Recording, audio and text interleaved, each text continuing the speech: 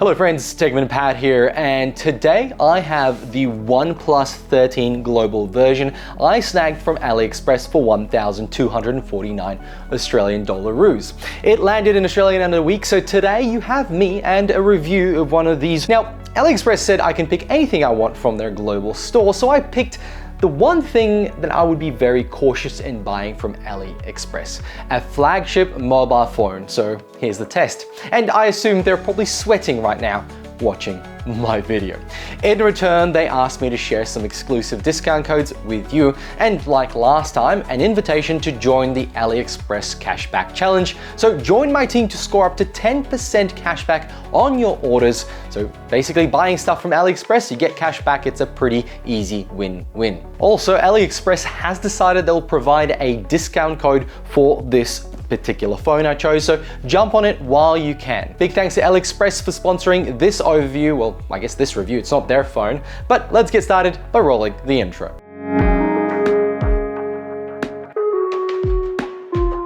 AliExpress has become my little gambling box. Sometimes you win, sometimes you regret it, but so far I've been on the winning streak. CPUs, accessories, and now a flagship phone. To my surprise, everything showed up exactly as described, sealed and properly packaged. This time I finally checked off something I've wanted to do for a few years now: review a OnePlus phone. Now, the unboxing was pretty surreal. The package was pristine and the unit confirmed global stock. And the condition, well, it's flawless. The OnePlus 13 though is not lightweight. At 210 grams, it definitely has more heft, and while that makes it feel reassuringly solid, it might be too chunky for some people who obviously prefer that slimmer flagship.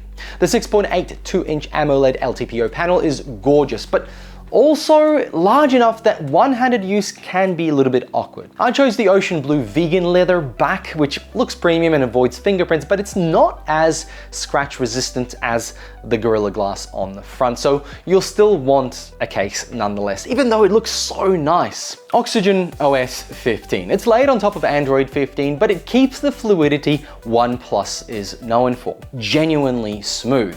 Scrolling and multitasking feels instant, with adaptive 120Hz refresh rate doing its job really well. Still, like most high refresh rate displays, it does sip a little extra battery when locked in at that 120 Hz. Now, OnePlus also borrows Apple's homework with live alerts. This is a mini dynamic island lookalike. It works, but it's still limited in functionality. More useful than gimmicky, but not game-changing yet. Updates maybe to follow. But Oxygen OS remains one of my favorite Android skins. It's lean, minimal, and ridiculously snappy. That said, it isn't as feature-packed as Samsung's One UI, and power users might miss some of those deep customization options. And AI features like Note Taker, intelligent search, and photo enhancements are genuinely handy and don't bog things down. But there is a downside. They feel rather experimental. They're not useless, but they're not yet the kind of polished AI tools that refine an experience of a flagship like this. Furthermore, auto brightness. Sometimes it just misreads the environment. Too dim indoors, too bright in shaded spots.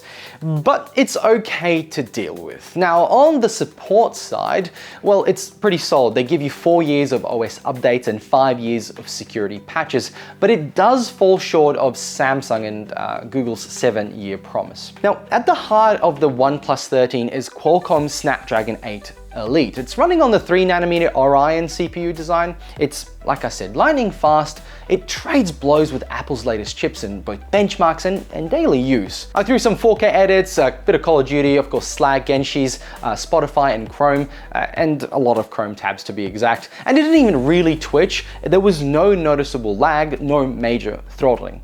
But it did get quite warm. Mostly kept under control through the new vapor chamber design, but after a long gaming session, the frame does get quite warm, and more than I'd like. Now, the RAM climbs up in weird size. It's the 16 and there's 24 and there's a 12, but it does have UFS storage that makes installs and file transfers ridiculously quick.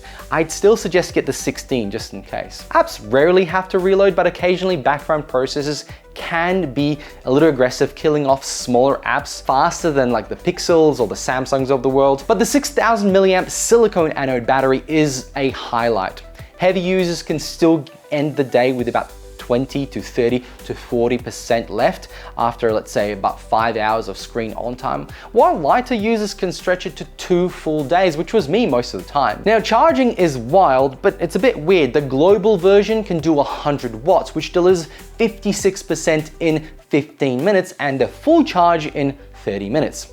Wireless sits on at 50 watts, but there's a catch. You need the OnePlus case for proper alignment, since there's no built-in magnetic coil like a MagSafe in an Apple phone. Now, OnePlus finally delivered a camera system worth bragging about. It's got triple 50 megapixel Hasselblad sensors, plus a 32 megapixel selfie.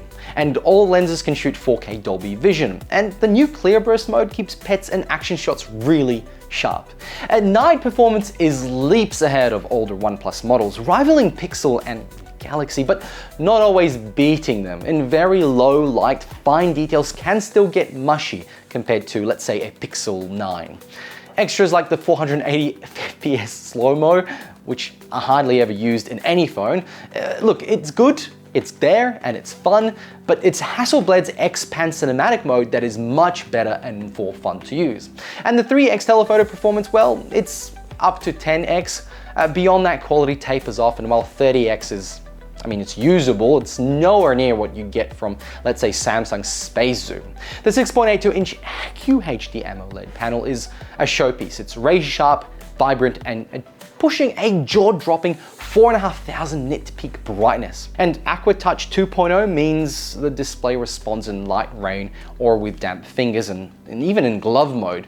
While a bit gimmicky, it does what it says. However, I found myself pressing on things I never wanted to press on. It's overly sensitive in certain situations, and especially if you're not pressing hard enough, or a light swipe will actually activate what's under your finger. Now, the frame is solid aluminium, the back comes in vegan leather, and the IP68 and IP69 dual certification makes it both water resistant and dust proof at levels most phones just cannot match. Lastly, the import angle.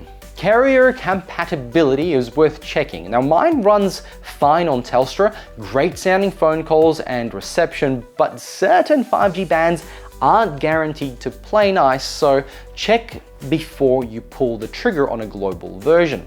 In short, the OnePlus 13 is a genuinely great return to form for a flagship. You're getting top tier performance, a huge 6,000 milliamp battery, a camera setup that finally competes with the big names, and a pro-grade display.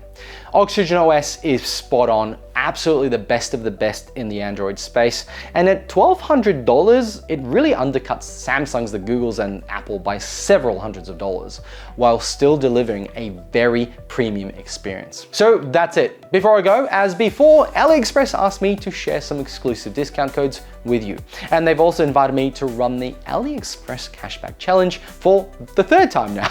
Join my team and you can score up to 10% cashback on your orders. And if you want even more savings, there are some codes for a few more dollars off that have my initials on it. Buy what you're going to buy anyway and get some cash back to spend again. It's a pretty easy win-win. You'll find the links in the description and of course in the pinned comment, and I'll put a QR code on the screen if that makes it even easier. Big thanks to AliExpress for supporting this video. Make sure to like and subscribe, and I'll catch you all in another one. Bye!